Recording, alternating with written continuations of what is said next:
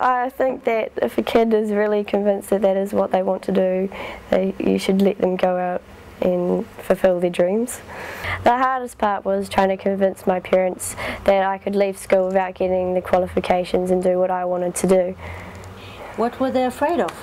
Me not having the qualifications to go out and get a job and work. Yeah.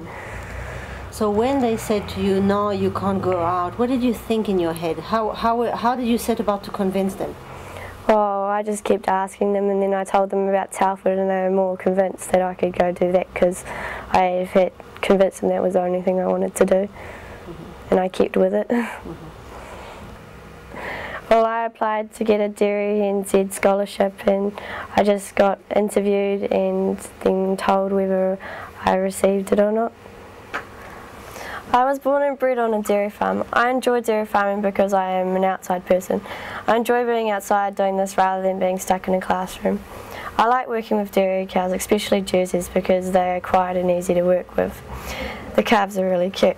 I've always liked working with cattle. From when I started school, I always had a pet calf or pet day. When I was in high school, I started shows steers for Future Beef New Zealand. I did not like high school. I thought that it was horrible because I had to sit inside when I would rather be outside. I passed NCEA level 1, but by the time I got to year 12, I just knew that school wasn't for me, and that's something to do with agriculture because the only class that I enjoyed was agriculture. I found out that I didn't need any qualifications and that I only needed to be 16 to get into Telford. It took me ages to convince Mum and Dad that I really wanted to leave school and get into dairy farming. I had to apply for the farm assistant job on my parents' dairy farm, and I had to do an interview. They let me leave school and have the job as long as I went to Telford the following year. For the next 6 months I worked on my parents' dairy farm as a farm assistant with 2 other employees. It was great, heaps better than being in a class studying English or geography. In October I went to the Telford Taster Week. I flew down to Dunedin and was picked up at the airport and driven to Balclutha. We toured the farm and went tailing and other farm jobs. Most of the others wanted to do sheep and beef except for one other girl, and we wanted to do dairy. I enrolled, was accepted, and went down to Telford to do my certificate in agriculture. I stayed in a hostel with 10 other people in my unit. I made a lot of good friends while I was at Telford. I applied for some scholarships and was lucky enough to receive 2. One was from Dairy NZ and the other was from the Don Scott Memorial Trust. Needless to say, these were a big help.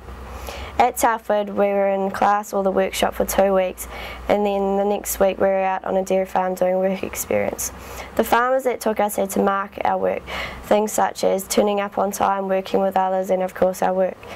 We had to do 2 weeks out on a dairy farm over calving and 1 week doing tailing.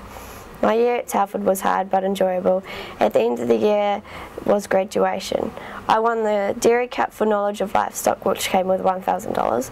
I passed my certificate in farm management with a merit. This year I am back to do my diploma. Well, once I finish the diploma I want to go out and possibly do more study, but just get a job working on a farm and slowly make my way up to owning my own farm.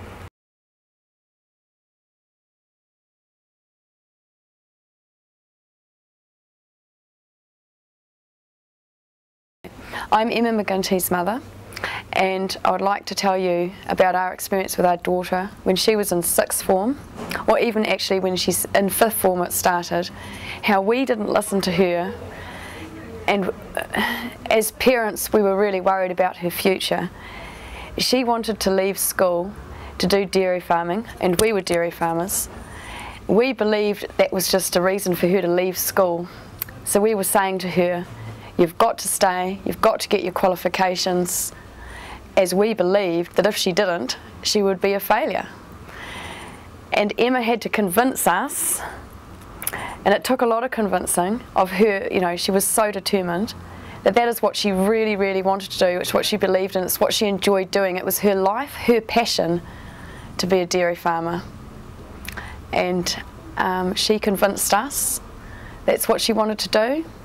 And so she came to work for us for 6 months and had amazing amount of experience working with 2 of our other employees. So she was put on the roster, fair and square, treated the same as everyone else, paid the same. She still stayed at home. And then went down to Telford Polytechnic and has really enjoyed herself and is doing very, very well because she is living her passion. The way to, I think, communicate with your parents that would be really good would be to show, you know, not just a rant and rave, show a plan. Once we understood Emma's passion and what she really liked doing, it was because she sat down and explained to us this is what she wanted to do, this is how she was going to get it, and she was going to go and do it.